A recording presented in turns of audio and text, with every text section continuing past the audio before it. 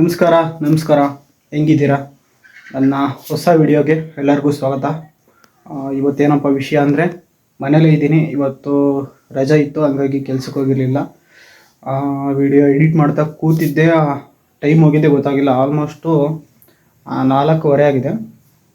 ಹಂಗಾಗ್ಬಿಟ್ಟು ಈಗ ಮನೇಲಿ ಯಾರೂ ಇರಲಿಲ್ಲ. ಹಂಗಾಗ್ಬಿಟ್ಟು ಏನಾದರೂ ಸ್ಪೆಷಲಾಗಿ ಮಾಡೋಣ ಅಂತ ಅಂದ್ಕೊಂಡು ಯೋಚನೆ ಮಾಡ್ತಿದ್ದೆ. ಆವಾಗ ಪಟ್ಟಂತ ಜ್ಞಾಪನಕ್ಕೆ ಬಂದಿದ್ದೆ ನನ್ನ ತಲೆಗೆ, ಒಂದು ಸಿಂಪಲ್ಲಾಗಿ ಎಗ್ ರೈಸ್ ಮಾಡೋಣ ಅಂತ ಅಂದ್ಬಿಟ್ಟು. ಹಂಗಾಗ್ಬಿಟ್ಟು ಇವಾಗ ಎಗ್ ರೈಸ್ ಮಾಡೋಣ ಅಂತ ಹೋಗ್ತಾಯಿದ್ದೀನಿ. ದೊಡ್ಡದಾಗೇನೋ ಎಗ್ ರೈಸ್ ಮಾಡೋಣ ಅಂತ ಅಂದ್ಕೊಂಡೆ, ಬಟ್ ಅದಕ್ಕೆ ಏನೇನು ಹಾಕಬೇಕು, ಅದನ್ನು ಯಾವ ರೀತಿ ಮಾಡಬೇಕು ಅಂತ ಸರಿಯಾಗಿ ಅಂತ ಏನು ಗೊತ್ತಿಲ್ಲ.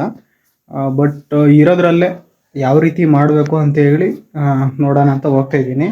ಅದಕ್ಕೆ ಏನೇನು ಐಟಮ್ ಹಾಕ್ಸ್ತಾರೆ, ಅದನ್ನು ಏನೇನು ಹಾಕಿ ಮಾಡಬೇಕು ಅಂತ ಗೊತ್ತಿಲ್ಲ. ಬಟ್ ಬೇರೆ ಕಡೆ ಎಲ್ಲ ತಿಂದಿದ್ದೀವಿ, ಬಟ್ ಅದನ್ನು ಯಾವ ರೀತಿ ಮಾಡೋದು ಅಂತೇಳಿ ಪರ್ಫೆಕ್ಟಾಗಿ ಹೆಂಗೆ ಗೊತ್ತಿಲ್ಲ. ಬಟ್ ಇರೋದು ಐಟಮ್ನೆಲ್ಲ ಹಾಕ್ಬಿಟ್ಟು ಮಾಡಿ ನೋಡೋಣ ಯಾವ ರೀತಿ ಬರುತ್ತೆ ಅಂತ ಗೊತ್ತಿಲ್ಲ. ಟ್ರೈ ಮಾಡ್ತೀನಿ.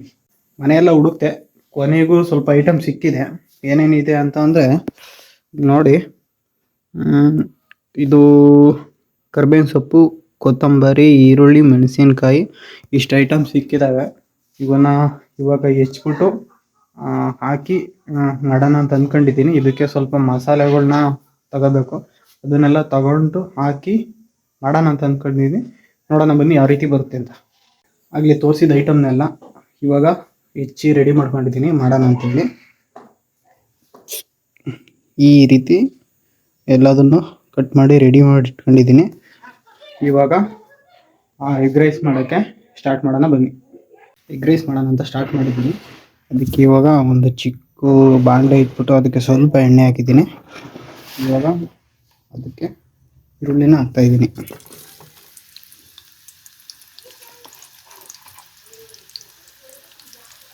ಈರುಳ್ಳಿನ ಹಾಕ್ಬಿಟ್ಟು ಇದು ಸೌಟ್ನ ತಗೊಂಡು ಹಿಂಗೆ ಮಾಡೋದು.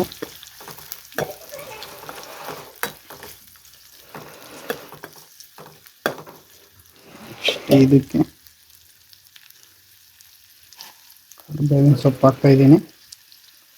ಏನೇನು ಸಿಗುತ್ತೆ ಅದನ್ನೆಲ್ಲ ತಗೊಂಡಿದ್ದೀನಿ. ಅದು ಇದು ಅಂತ ಸ್ಪೆಷಲಾಗಿ ಏನಿಲ್ಲ, ಇರೋದನ್ನು ಹಾಕ್ತಾಯಿದ್ದೀನಿ ಅಷ್ಟೆ.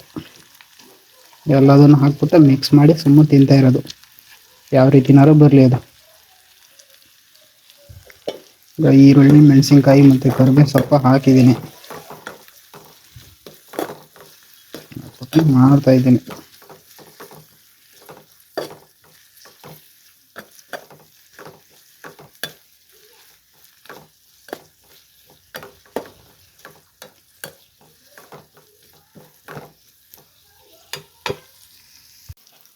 ಇವಾಗ ಇದಕ್ಕೆ ಅಂತೇಳಿ ಒಂದು ಮೊಟ್ಟೆನ ಹಾಕಿದ್ದೀನಿ.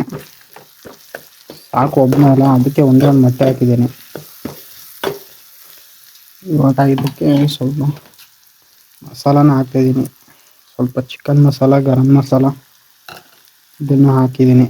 ಸಾಕು, ಸ್ವಲ್ಪ ಸ್ವಲ್ಪನೇ, ಜಾಸ್ತಿ ಮಸಾಲ ಆದರೆ ತಿನ್ನೋಕ್ಕಾಗಲ್ಲ.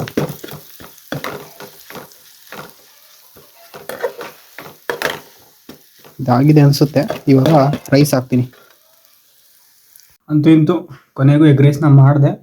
ಒಂದು ರೇಂಜ್ಗೆ ಓಕೆ ಅನ್ನೋ ಥರ ಬಂದಿದೆ. ನೋಡೋಣ, ಇವಾಗ ಪ್ಲೇಟ್ಗೆ ಹಾಕ್ಕೊಂಡಿದ್ದೀನಿ.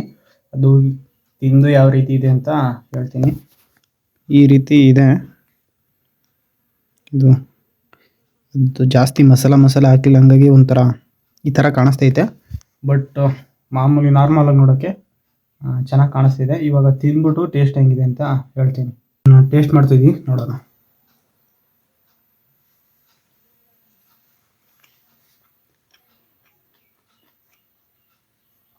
ಒಂದು ರೇಂಜ್ಗೆ ಬಂದಿದೆ ಚೆನ್ನಾಗಿ. ಬಟ್ ಆಚೆ ಕಡೆ ತಿನ್ನೋದಕ್ಕಿಂತ ಒಂದು ಸ್ವಲ್ಪ ಡಿಫ್ರೆಂಟಾಗಿದೆ. ಬಟ್ ಮನೇಲಿ ಯಾವ ರೀತಿ ಮಾಡ್ತೀವೋ ಆ ರೀತಿ ಹಂಗೆ ಮಾಡಿದ್ದೀನಿ. ಒಂದು ರೇಂಜಲ್ಲಿ ಓಕೆ ಆಗಿದೆ. ಗೈಸ್, ಎಗ್ ರೈಸು ಒಂದು ರೇಂಜಲ್ಲಿ ಚೆನ್ನಾಗಿತ್ತು, ಪರವಾಗಿಲ್ಲ ಅಂತ. ಅದು ಫುಲ್ ಮಾಡಿದಷ್ಟು ಫುಲ್ ಖಾಲಿ ಮಾಡಾಕ್ತೆ. ಇವಾಗ ಇರೋ ಕೆಲಸ ಏನಂದರೆ, ನಾನು ಆ ಎಗ್ ರೈಸ್ನ ಮಾಡೋಕ್ಕೆ ಏನೇನು ಬಳಸ್ಕೊಂಡಿದ್ದೆ ಅದನ್ನೆಲ್ಲ ನೀಟಾಗಿ ಇವಾಗ ತೊಳೆದು ಕ್ಲೀನ್ ಮಾಡಿ ಇಡಬೇಕು. ಯಾಕೆಂದರೆ ಬಂದರೆ ಮಾತ್ರ ಕೂಗಾಡ್ಬಿಡ್ತಾರೆ, ಏನೇನೋ ಮಾಡಿದ್ಯಾ, ಎಲ್ಲ ಫುಲ್ ಗಲೀಜು ಮಾಡಿ ಇಟ್ಬಿಡ್ತಿರ್ತೀಯಾ ಅಂತ ಹೇಳ್ಬಿಟ್ಟು. ಹಾಗಾಗಿ ಅದನ್ನು ಇವಾಗ ಫುಲ್ ಎಲ್ಲ ಕ್ಲೀನ್ ಮಾಡಿಬಿಟ್ಟು ಸಿಗ್ತೀನಿ. ರೈಸ್ ಕೊನೆಗೂ ಎಲ್ಲ ಕ್ಲೀನ್ ಮಾಡಿ ಇಟ್ಟಾಗಿದೆ.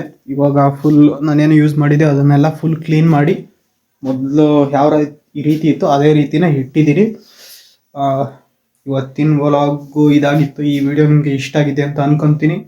ಈ ವಿಡಿಯೋ ನಿಮಗೆ ಇಷ್ಟ ಆಗಿದ್ರೆ ಲೈಕ್ ಮಾಡಿ, ಶೇರ್ ಮಾಡಿ, ಮತ್ತು ನನ್ನ ಚಾನಲ್ನ ಸಬ್ಸ್ಕ್ರೈಬ್ ಆಗೋದನ್ನ ಮರಿಬೇಡಿ ಅಂತ ಕೇಳ್ಕೊತೀನಿ.